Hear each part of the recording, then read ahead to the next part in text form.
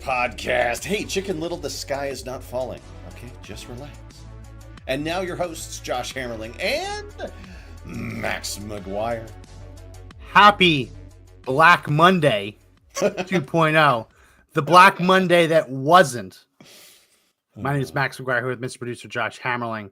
I was watching the Asian markets last night, and I'm getting alerts like Japan opened up down 9%, China hemorrhaging, Taiwan down, Hong Kong down, and the left was salivating over it, saying, oh, we're going to have a Black Monday 2.0. They were calling it Orange Monday, blaming Trump. They were going to say it's going to be Orange Monday. Wow. It didn't seem to happen because I can go ahead and just share my screen. Here's the indices for today. The NASDAQ ended up. Everyone knows Black Monday, you end up 1/10 of a point. Yeah. Dow Jones was down. They hemorrhaged 340. Okay, that's not insignificant, but it's less than 1%. And the S&P 500 down less than 0.25%. It felt like the Democrats and even the news cycle were like, we're hoping for like the biggest stock market crash in American history on Monday. We're waiting for that next big oh no moment where the depression starts all over and they get to blame Trump for it, right? And yeah, that's what they were hoping for. And it just, I'm not seeing it. There's a lot of other indices out there that say that, it's a bright future. So it opened down, and then it's right here. It shot straight up. This is the NASDAQ. This was based on rumors that were reported by CNBC that Donald Trump was going to pause all tariffs except for China. And it shot right up. So this is how this isn't just like there isn't anything fundamentally unsound, right? This isn't, we had bad loans in the housing market and the housing market's collapse, right? Yeah. This is people selling off out of fear. And when good news comes around, even good rumor, it spikes. That rumor spiked at what? It spiked at 1,000 points. It jumped almost 1,000 points on a rumor. And then you can see on the other side of the spike, that was when the White House came out and literally said fake news. Yeah. And then it drops down. But you'll see here, it's spent like half of the day. The NASDAQ spent half the day in the green and ended in the green. Not exactly what you expect to see on a Black Monday 2.0. And Josh, maybe you can explain it to me. All we ever hear from the left, and to their credit, they're right in a lot of these criticisms. All we ever seem to hear from the left is that the system is rigged. The system, down with the system, eat the rich, right? Yeah. Like tear down the system. And now they're all crying because the system is hurting. What am I missing? Well, has anybody checked the Nancy Pelosi stocks yet? I was just on something the other day. They've been trading just fine in the stock market. She's still doing good? She's been okay. Like, she's definitely, like, Crenshaw's doing much better than her these days. But the point is they haven't all pulled their money from it, right? Like, if it was truly disastrous, wouldn't everybody be pulling their money at once? Like the original stock market crash? Yeah. So one would just think that this is based on the whims of an elite few now, because not everybody's pulling out. And if just a few big hedge funds decide to, like, add or subtract stock or anything, it's going to artificially inflate and deflate those numbers. So a real Trump hater who's got money could just start a sell-off to try to make it a market look like it's crashing during, like, one of his speeches. I cashed out. We saw today. Our stock. I cashed out last year because we needed a new air conditioner in our house. So I got air conditioners broke. We had to pay for it in the heat of the summer, so we got kind of hosed. But cashed that out. So I've been building up a little bit by a little. But like my retirement, I'm not retiring anytime soon. So my retirement took like a 5-6% hit as I've diversified the hell out of it. Um, so that we have money when we retire. And we have a couple different accounts that are doing different things. My kids, they still have their education accounts that they'll one day use for college. Everyone's saying, "Oh, I lost all my money." You only lose all your money if you sell. Yeah. So there's two ways to lose your money. The company that you've invested in goes bankrupt, and even then, usually you might get a little bit of money back if it ends up selling. But you can lose it if it goes bankrupt, or you sell when it's down. Mm-hmm. Unless you're retiring tomorrow and you absolutely need all of your money out right now, it makes no sense to pull all of your money out right now. No one is actually doing that. So these leftist accounts that are tripping, like, the sky's falling, our retirement is gone. Your retirement's not gone. Again, unless you pulled out your money and you accepted the loss, you ate the loss, Yeah. and you accepted a realized loss. Right now, it's an unrealized loss, or the Mm-hmm. company went bankrupt.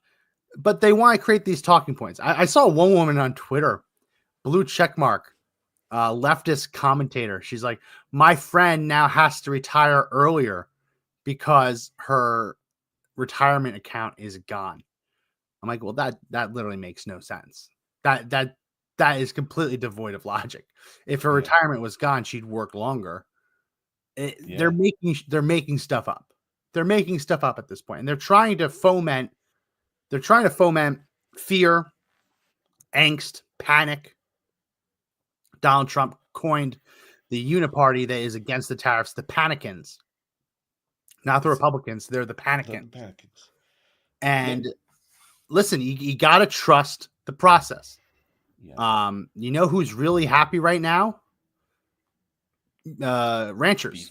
I was gonna say beef Yeah. producers, because I Yeah. was kind of watching what was going on today with some of those tariffs, where they're starting to be able to enter some markets. Could you imagine, beef into Japan, beef into Yeah. some of the bigger European nations, even parts of Asia? Australia I mean, woo. refuses to accept any American beef. You can't even get an American beef hamburger in Australia.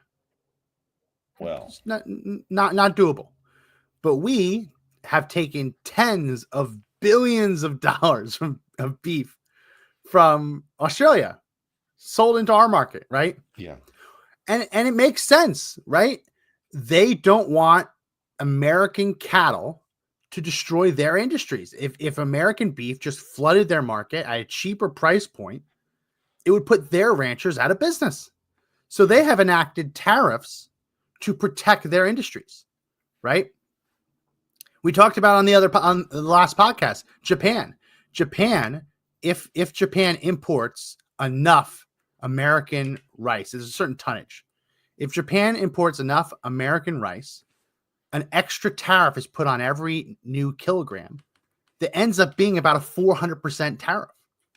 whoa. That is because, Josh, do you know how much rice Japan produces in a given year? It's a staple there, so I'm measuring, hundreds of tons, maybe. And they've got limited space, so it may. Oh, 25, I believe it's 20 some odd million tons. that's a huge number. Wow, I was gonna say thousands, but 20 million tons. That's a lot of rice, man, for a fairly big population. That's a lot of Yeah. agriculture. That's rice companies also making and selling a lot of rice. How much is it a bag of rice for domestic Japanese Well, rice? they export a lot of it too. Like, you can buy Yeah, Japanese rice here, like yeah. Japanese sushi rice, things like that. Oh yeah. How much rice do you think is produced in the United States, predominantly in Arkansas, California, Louisiana, Mississippi, Missouri, and Texas? How much rice do you think is produced in the United States? I'm gonna say half because it might be shocking. 20 billion tons. Holy crap. Holy Sorry, crap. 20 billion pounds. 20 billion pounds. 20 billion pounds. I'm off. 20 million pounds versus 20 billion pounds. I was off by the factor of the tonnage. Yeah. 20 million pounds in Japan, 20 billion pounds in the United States. Wow. We could bankrupt other We could bury countries' them. We could agriculture. I bury mean, them. yeah. And that is the risk. That's what China does to us, right? Yeah. The minute an American company builds something, you know what China does? They steal the intellectual property, build it for pennies on the dollar, and then flood the market with it. Yeah. So American companies go bankrupt. Happens all the time with especially like tangible product startups. If you Yeah. create something that's really good, China will copy it and mass produce it before you even get the A response from the lawyer. patent office, Yeah. Yeah. right? And a lot of these are widgets, but they do it all the time, right? We could bury Japan's rice industry. You know what Japan could do to us? They could bury our car industry. Yeah, because they make like cars at a Yeah, furious pace. yeah. It's They could incredible. bury us. And we have tariffs in place to protect our car industry. So we have to go into all these negotiations, and these are negotiations. Donald Trump is Yeah. right now meeting with Netanyahu. Netanyahu has agreed for 0 tariffs and to remove non-tariff trade barriers. That's the key. That's the key here. The non-tariff trade barriers. We talked about it last episode. Things like the value-added tax, a VAT. Mhm. VAT taxes get added at every stage of production as value is added. But if a company exports their product, they get a rebate on all that Mhm. VAT because it wasn't sold to consumers.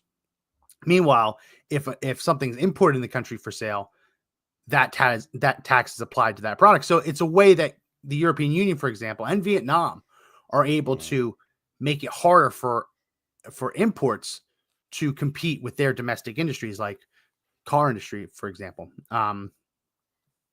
Yeah, no, Israel is negotiating right now. Supposedly 50 some odd countries have already called up and are asking to negotiate. Yeah. Yeah, I was just thinking, countries don't have to. I hate to put it this way, is that, you kind of got to work this thing like the mob. Everybody's got to get their cut and pay it up to Tony from The Sopranos, right? And they won't talk to you unless they have a vested interest. Money's being exchanged. And when you start saying that we are going to tariff your stuff so hard and we'll be able to flood your market, they have to negotiate. I forgot the point I was making on this though, but it's going to force prices down, man. Sorry, Yeah. I was too busy looking at the Nancy Pelosi trades. I just realized she hasn't made a single sell this year. She hasn't Yeah. made a single sell this year. Think She's about that. holding. She's She holding. is. She's got diamond hands. That's what the kids call it nowadays. Diamond hands. She hasn't done that since 2018. So she's sold every year except for 18 and 25 so far. And Yeah. we're already 4 months in. Yeah.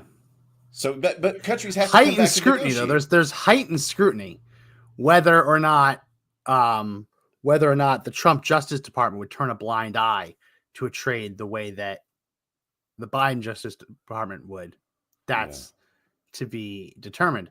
No, the world is lining up. Even the European Union, who had yeah, previously been coming out with like a harsh stance, yeah, today offered 0 tariffs, which yeah. again Didn't are not enough.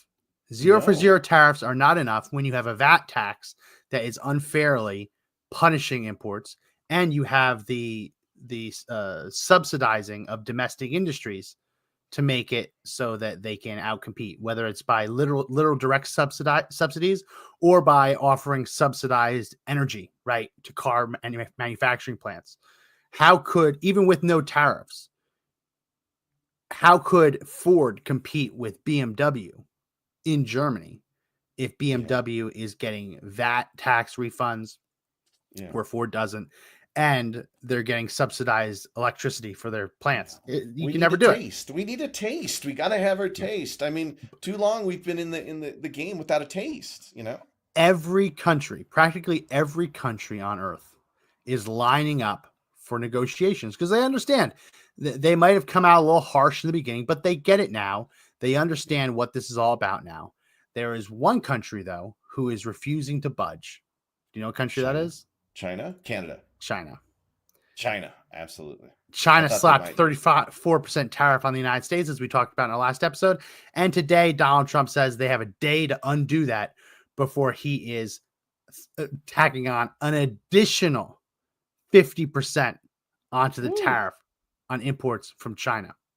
What started out as the whole world is going to gang up on the United States Mhm. The rest of the world finally realized that they're the losers in this, and they're coming to the table and offering. Japan's prime minister released a statement yesterday saying that Japan needs to figure out ways to invest in jobs in America. Like, Here, like, hey, like, hey, like, hey. like that is how Yeah. that's how much they get it, right? Yeah. China Wow. is going the opposite route, and I think they think that Donald Trump is going to flinch Hmm. when he's winning on all of these with all these other countries, right? Yeah. There's no pressure for him to flinch with China. Even today, on the rumor that he was going to pause all tariffs on the whole world except for China, the stock market shot up 1,000 points Yeah. on a rumor that China would still be taxed. It shot up 1,000 points. All right. So China's staring Trump in the eye. They're gonna blink. I mean, they need to sell their products here. Otherwise, they just don't have the consumer base for all of Yeah. these manufacturing places that exist everywhere, right? I mean, what happens if you've suddenly got 400 million people who don't have jobs in China? And that could be a real number, right? You've got a How billion about people there. You how about lose. 100 million people no longer can afford food because of how Whew. much of their pork products, how much of their Yeah. soybeans are imported from the United States. Oh my God. Can't And if afford you, cooking oil anymore. yeah, you could effectively double the price of all Chinese foods. And at some point, there's going to have to be a blink. Like, let's at least talk. Let's at least get a deal on the table here. And that's the Well, point of the tariffs. that's the other part of Donald Trump's threat. Not only will he put the 50% tariff on China, I believe he said on either tomorrow on the 9th. That's their deadline. He will also suspend all negotiations with China's trade negotiator and put them to the back of the line and let every other country have their negotiations first. Whoa. Yeah, like at some point, there's got to be panic happening in Beijing. I'm sure there's lots of smoke-filled rooms where people are trying to hammer out what to do here. What's going to be the play on this? And so far, I mean, they're standing strong. Are we looking at this lasting another 2 weeks, 2 months? I mean, China can't look. I mean, could you imagine the kind of bad face they'd have from this? And they'd look Oh bad yeah, if they cave too soon, too. That's the other oh piece. yeah, and people are asking why is Donald Trump doing this? Donald Trump shouldn't have to do this, right? The old saying is when is the best time to plant a tree? Best time would have been 10 years ago. The second best time is today, right? If you didn't do it 10 years ago, you got to do it today. Plant a tree and eventually it'll be here. That is the same answer for these tariffs. The United States should have been incrementally adding tariffs and adding trade protections for our industries rather than letting all these other countries suck out our industry, suck out our labor, suck out Mhm. um, the interior of America, right? It's built, it's largely been built on a lie, right? Donald Trump says, I want no trade imbalances. Well, sometimes that's not going to be realistic, right? You look at maybe like a sub Saharan African country that exports raw materials to the United States, they are not going to buy US manufactured goods, right? To counteract how much they're exporting to us. The whole promise of globalism is that poorer countries will be able to do business with richer countries and they'll do the jobs that the richer countries don't want to do, right? And everyone will be happy, right? Oh, you don't have to go work in the mines, Americans. You can work in a cushy little cubicle. Let these other people work in the mines. They'll produce the good and you can work in your cubicle job and you can trade a couple minutes of your labor for something that used to take hours of your labor, right? That's the promise. And our trade system is built to basically help these poor countries, right? To help these poor countries because we need that labor, we need those resources. China used to be one of those poorer countries. Used to be one of those poorer countries. They have rapidly grown, rapidly industrialized, right? To the point where they still want to play the role of the non-developed, someone would say third world. They want third world country rules applied to them, but they want to have a first world economy. Yeah. And it Yeah. doesn't work like that, right? No one expects for, let's say, Zambia. No one expects the people of Zambia all to buy Ford F-150s, right? We, Yeah. we don't expect it. But in China, there is a middle class that would love to drive an American car. It's seen as a status symbol.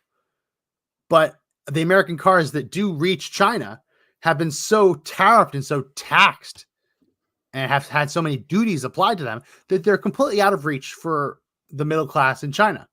Why? Because China wants them buying Chinese cars to build up China's economy. So the rules that China is playing by are the old rules we talked about on the last episode. One of the discounts that the United States gives to poorer countries is that we will subsidize their use of the American postal system. If they want to ship small amounts of goods to the United States, we basically subsidize it to help them out. Yeah. Why are we doing that to a world power?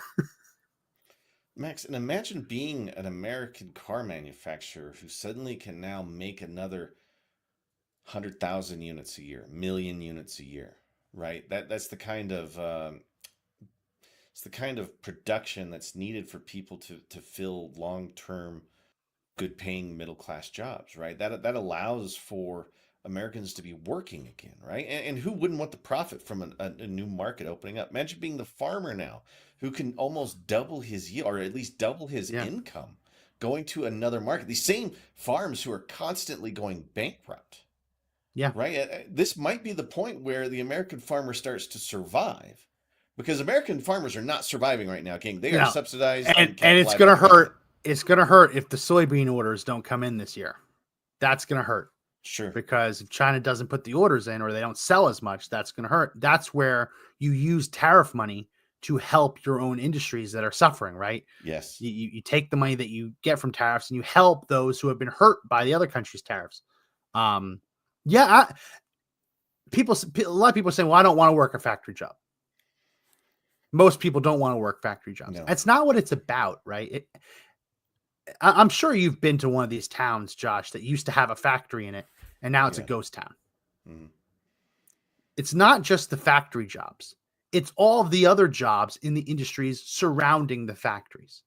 Go to one of these towns and look at just how hurt the local economy is now that the factory is gone, Mhm. right? Because it's not just the factory jobs, right? Well, those factories have executives. You know what those executives need? Three They or need four times a week. houses, They need houses, but they cars, also need dry cleaning. gasoline. They need The dry executive cleaning. need dry cleaning, right? You have pizza places because they grab a pizza on the way home. Bagel places, Mhm. florists for them to get a flower for their wife, right? You know what I mean? Right? All these businesses are built up around a large number of people in the town or city having good, reliable jobs. And when the factories go, all those other businesses close, Yeah. right? So Yes. it isn't just every job. It's not just how much the job costs. It's the force multiplier of how much that job and that person working helps the economy as a whole. Yeah. Which Yeah. is why China has been so protective because they want to build up their class, their middle class. So yeah, no, it's not an issue of like, oh, go work in the factories. If you don't want to work in a factory, you don't have to work in a factory. But it helps everyone to have good paying jobs in the United States. And it helps the entire country and our national defense to build things again. Yes. And that's been the big secret of this whole thing is that if we were to suddenly be attacked, we would not be at the kind of production levels required to be able to probably perform, in a single theater of war. Right? We just kind of have what we have right now, and we just don't have the production to keep up. We'd have to ramp up. Now's the Yeah. time to be ramped up. I mean, we've got to start making that happen today because we've probably had almost 30, 40 years where production is just tanked. And let's not Yeah. forget, a lot of airplane engines were made by Rolls-Royce and Yeah. car manufacturers cranking out tanks, right? I mean, Yeah. it's so That important was to have that was the domestic thing. manufacturing. That was the thing. You make cars, well, now you make tanks. Jeep began as an army vehicle, right? It began as an army vehicle.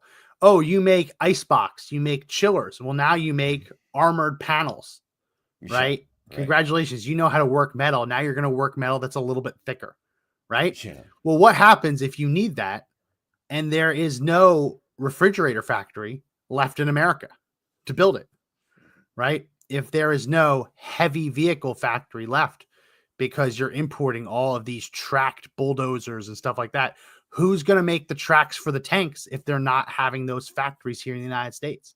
Yeah. And obviously, the defense contractors have some capacity, but to really build up for a big war, you can't even use the Defense Production Act. Like, what are you going to do? Like, like, who are you going to have do it, right? But you rely on an economy like ours, so companies fill those roles. You know what I mean? We need the factories here. Gang. I hate this. You always say I don't want to go work a factory job. I know people that work factory jobs that put kids through college, Oh, yeah. retired, and lived very good lives on a factory floor. And somehow in our society, we've decided that we all have to have like these special careers. You have to be a podcaster. I got to be a media star, like jobs are beneath you. Like earn. It doesn't matter what you do. Find the thing that earns the most and do it. That's the biggest Yeah. advice I give young people. Josh, what should I do with my life? Earn. Go start a business. Right? Always go work Yeah. for yourself. And if there's opportunities for you to make money because a factory opens up, because people Yeah. are going back to work in middle America, like you could it would change your world around you. It changes everything. Yeah. Josh, one of the things I'm most afraid, I'm not like a doomsday prepper or anything like that.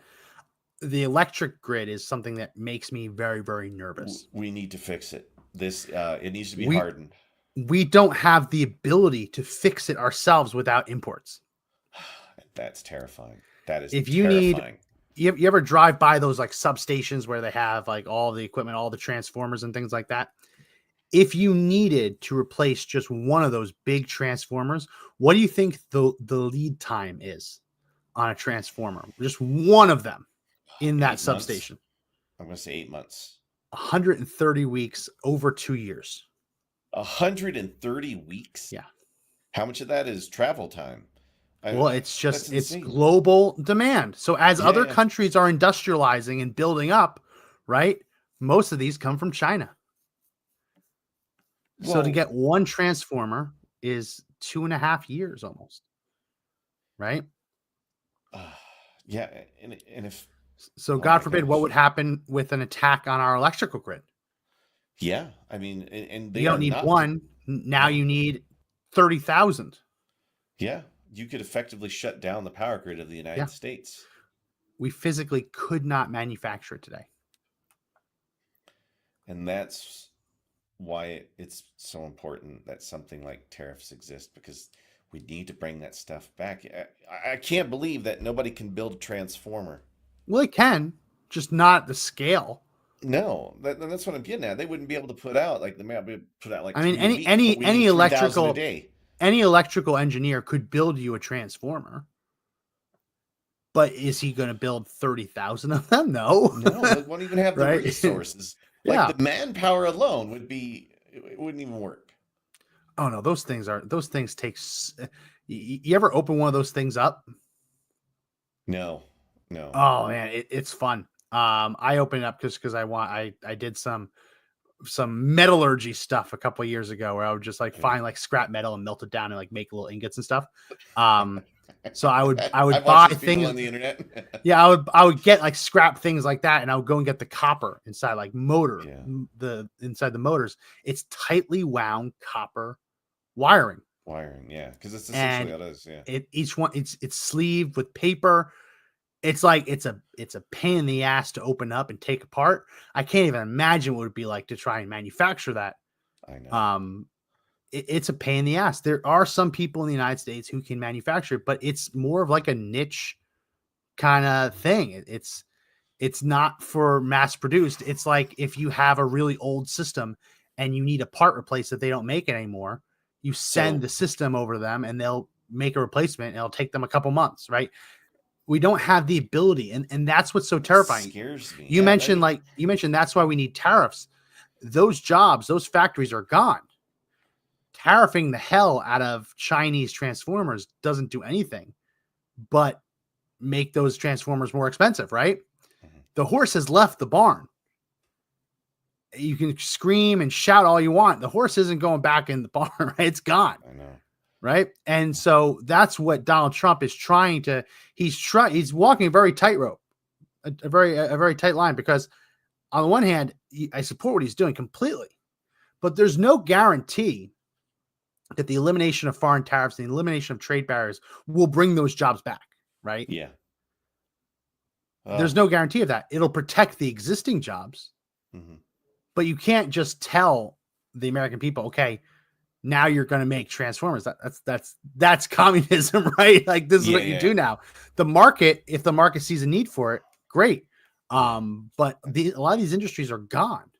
But again, that's what Barack Obama said. You can't bring them back. There's no magic wand to bring them back. And we've seen just in the first 2 months of job reports from Trump, he's had huge jumps in manufacturing jobs in the United States. I want to say it was both these months, it was in the tens of thousands of new manufacturing jobs.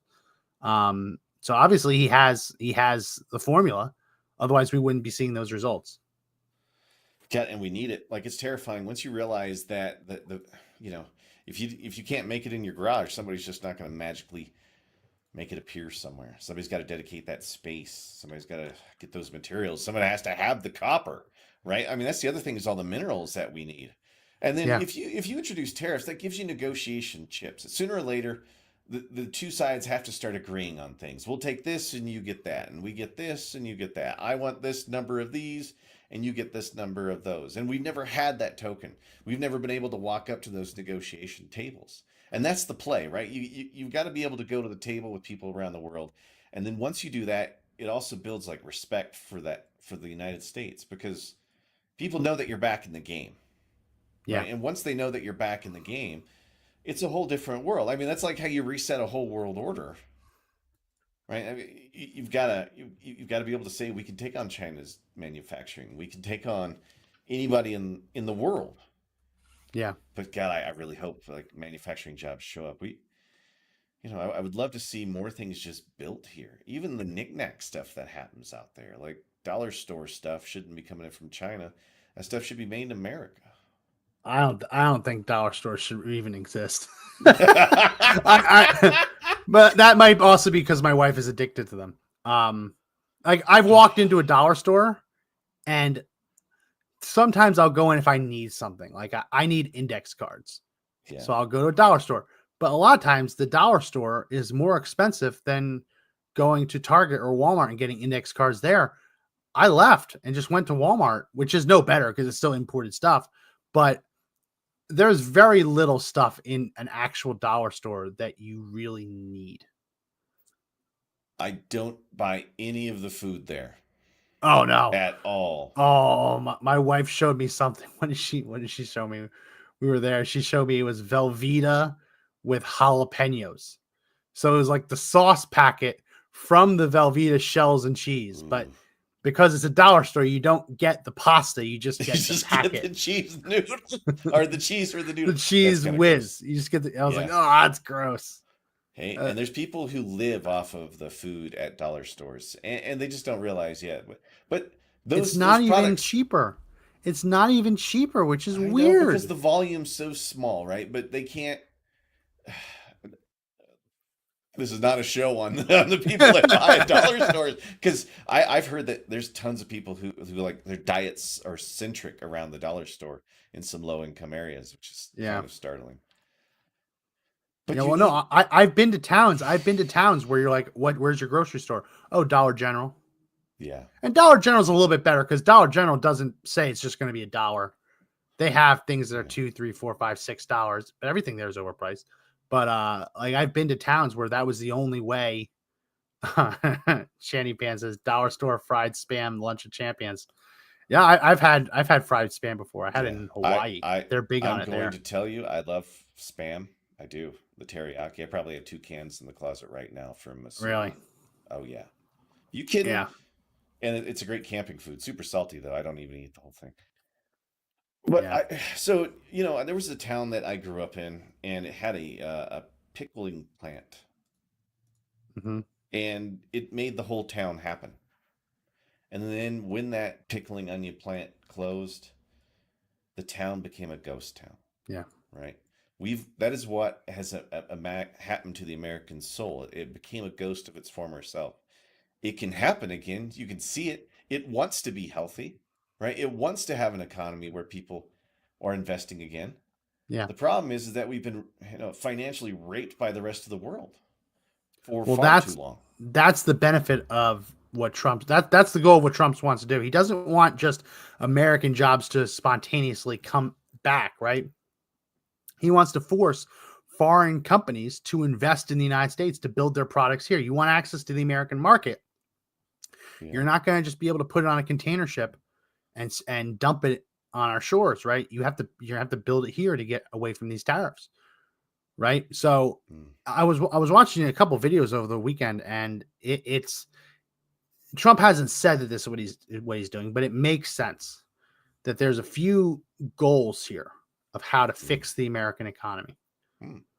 Apparently, this year, about $10 trillion of our national debt is up to be refinanced. And if Donald Trump can get lower interest rates when that refinancing happens, he Hmm. can save hundreds of billions of dollars a year in interest payments. Wow. That's So great. I saw that and I looked at Truth Social, and Donald Trump is putting pressure on the Fed to lower interest rates, Yeah. saying, don't be stupid, don't be slow, lower the interest rates. So the theory is that Trump is doing this to drive interest rates down. What happens when the stock market declines? People take that money and they put it into bonds, right? Um, and the bond pricing goes down because people are buying it. He's hoping that he can lower interest rates enough so that when they refinance this debt, they can save a couple $100 billion. I saw some estimates upwards of $500 billion a year just in interest, but probably Holy realistically, a couple jeez. $100 billion a year in interest. Yeah. Combine that with Doge, the savings of Doge, right? Cutting out the waste, fraud, abuse, and stupid shit. Then he wants to lower taxes, which seems counterintuitive. You lower taxes, you reduce the tax revenue coming into the United States, coming into the federal government. But he wants to counteract that by increasing tariffs to bring revenue in. Remember, we talked about on the last show, estimating that it could be upwards of $600 billion from tariffs, right? So you combine that all together with hopefully spurring on more economic growth by bringing more jobs to the United States, lowering taxes, right? Spurring that on, hoping that when you add all this together, you can cut away at that $1 trillion deficit, right? You That'd be the don't goal. you can't cut it away all at once, but a couple $100 billion here, a couple $100 billion here, a couple $100 billion here, all of a sudden that deficit is kind of gone, right? Yeah. Yeah. Yeah. Yeah. And then you have real power over how you grow this economy, over how you help the American people. But the years of just, oh, we're going to spend like drunken sailors on everything. Like, It'll I be don't know if over. you've seen the contracts that the Doge is uncovering. Like, I want to say it was like 60 grand for someone to come into one building and water like 3 plants. I would have taken that contract Did all you see that day. job? Serious? Man. Holy smokes. No. Let me see. Yeah, here we go. It was a $56,000 contract to water, 8 plants, 8 potted plants. Unbelievable. And if you went Unbelievable. into the VA, you saw that next to those plants, they had a sign telling the housekeeping not to water the plants. There's a guy who does that. Now, Unreal. this reminds me of, I used to do musical theater. And in musical theater, if you were in a theater that was union, you weren't allowed to move things around on the set. Yeah. A union guy had to do it, right? Mhm. So that reminds me of that. That's always been a scam, Right. right? Like if you were a big musician who wanted to play in a certain concert venue, okay, yeah, sure, you can bring your piano here, but you're not allowed to take it off. You're not allowed to roll it onto stage. A union guy has to do it, and this is the prices. You go to Vegas, you go to a trade show in Vegas. Look at Mhm. the union pricing that they charge for just running an extension cord to your booth at a trade show.